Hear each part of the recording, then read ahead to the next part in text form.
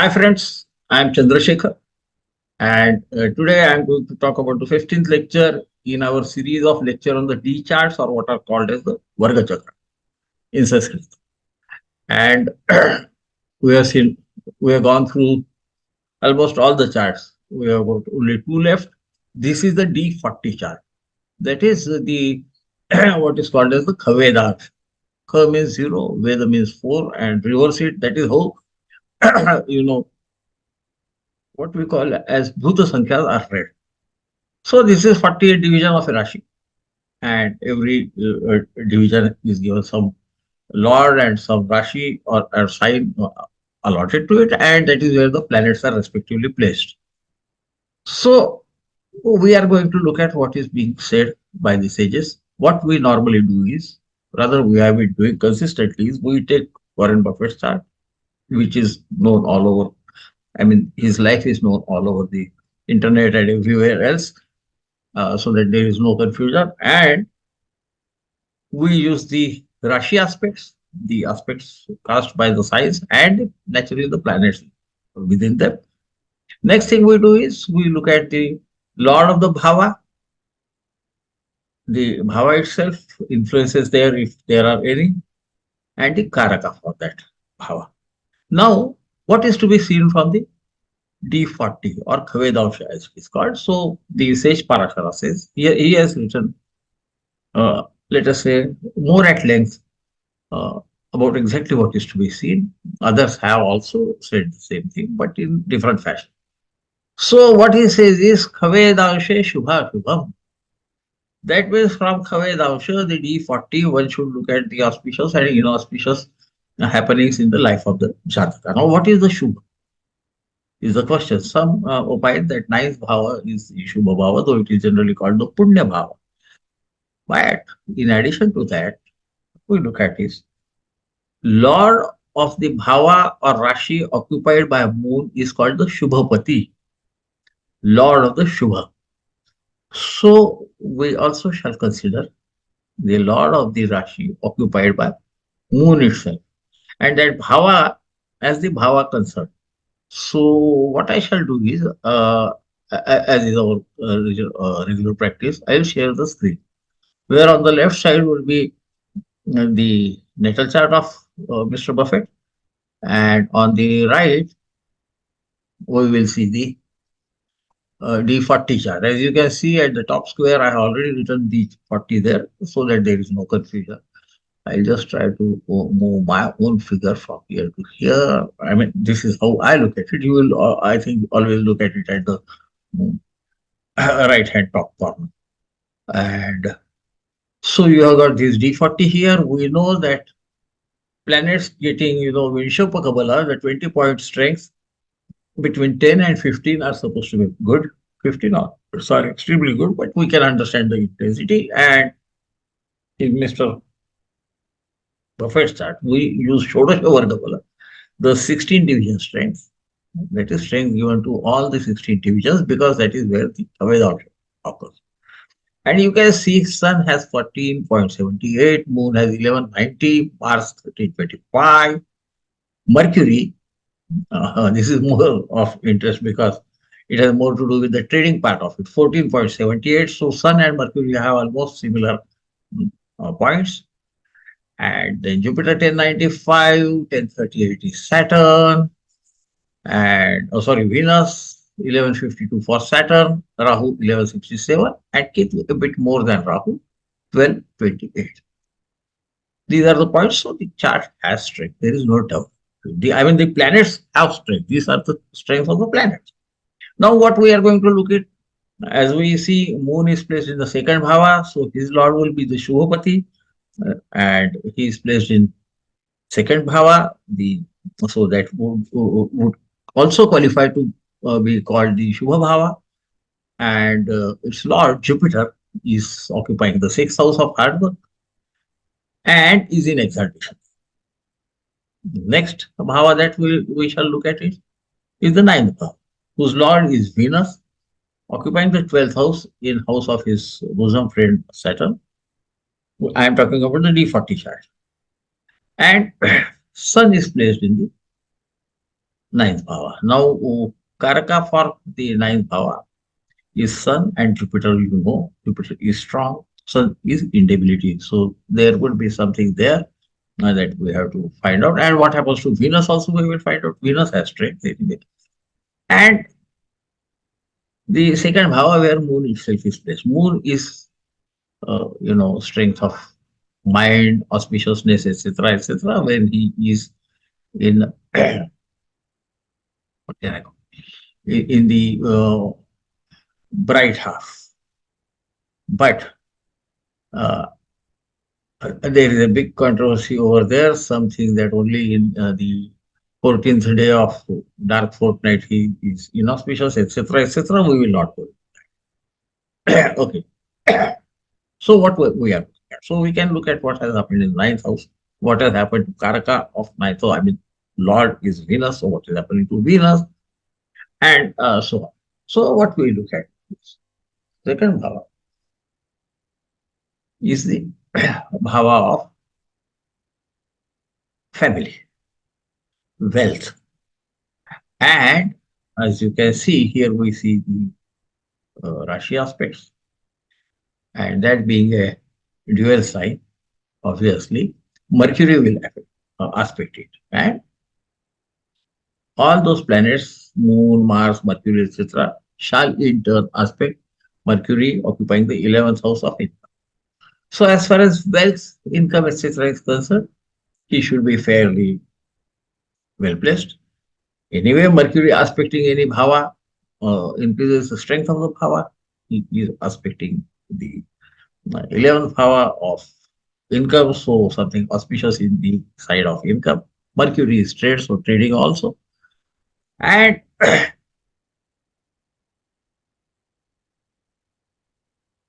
having understood the lord of that bhava, Jupiter himself has great strength.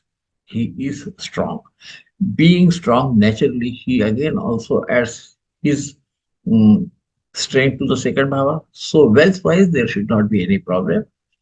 Even family wise, there would be not big problems. And I think you will find out that there were no big problems for him because why I'm saying not big problems because Mars is there. So there could be some small things, but that is okay.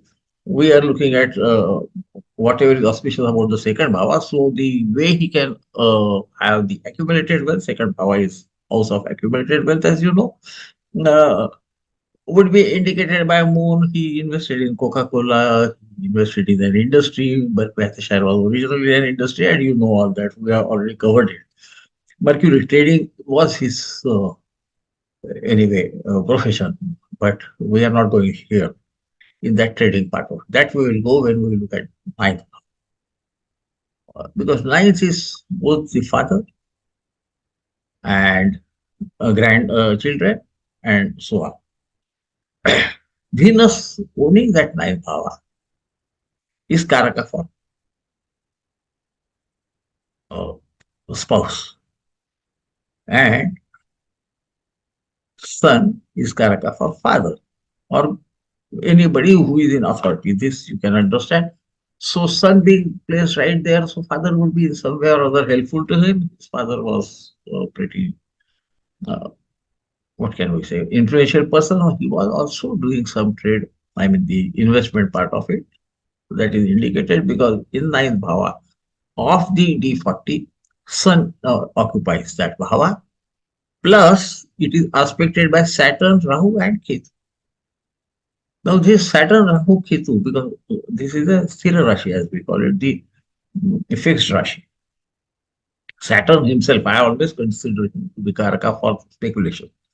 And Mr. Warren Buffett, I need not tell you, is called the Oracle of Omaha, etc., etc., and a well-known figure in investments. That is the share market, how to handle it and how to grow, etc. Rahu has ability to go deep into something. So the investigation, being suspicious about it, being a bit conservative also because Saturn and Rahu are there, are indicated, and they are all transferring their strengths to the ninth bhava. Plus, we see that ninth bhava is the Rashi of exaltation of Saturn. So there is quite a powerful yoga coming there in matter of business. Seventh house is house of business. Plus, there is something else. All these also aspect Venus, who owns the seventh, ninth. Venus is the Dharakaraka, and there was something non-traditional about his marriage in the sense that he married Susan. I mean, uh, that marriage lasted till she was alive, but in the meantime, because Ketu is there, so there was some separation sort of thing. So she went to pursue her, a career to New York, if I remember right, relocated. His wife, I might make some confusion in names of his wife, but you have to bear with me. But there is something non-conventional also. So she's left her friend to take care of Mr. Warren Buffett till the wife was alive. And some say he told him that when I am no longer there, you marry. And that is exactly what happened after uh, death of his wife. He married the friend of his wife, who was told to take care of him as wife herself is away. And so that non-traditional thing is coming up. Ketu, the giving up is also coming up. But Rahu and Saturn, who want to hold on, which means he did not leave his wife till she was alive. The bond was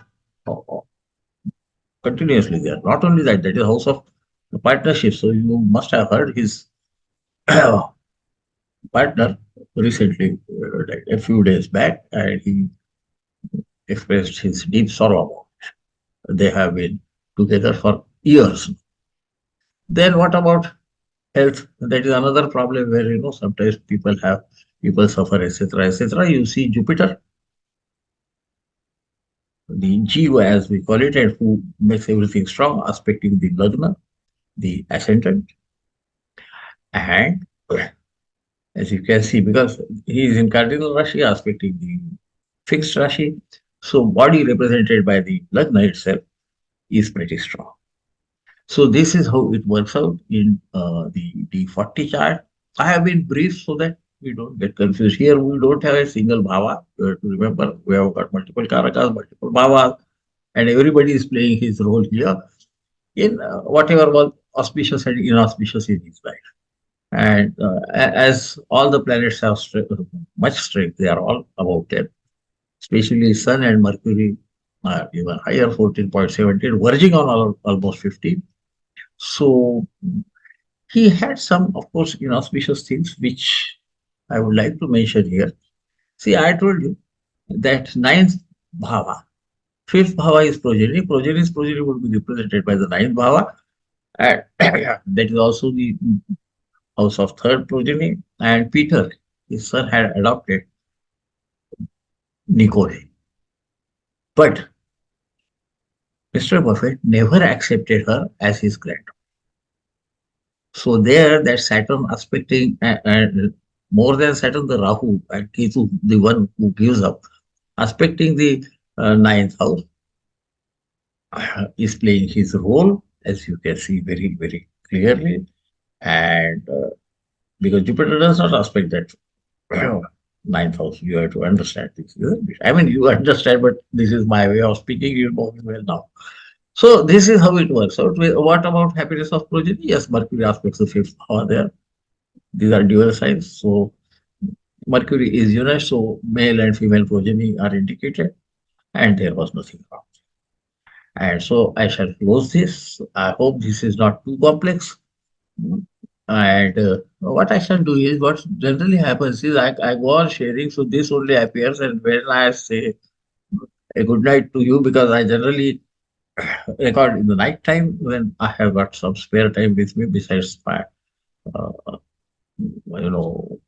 means of livelihood, which is running a very small shop.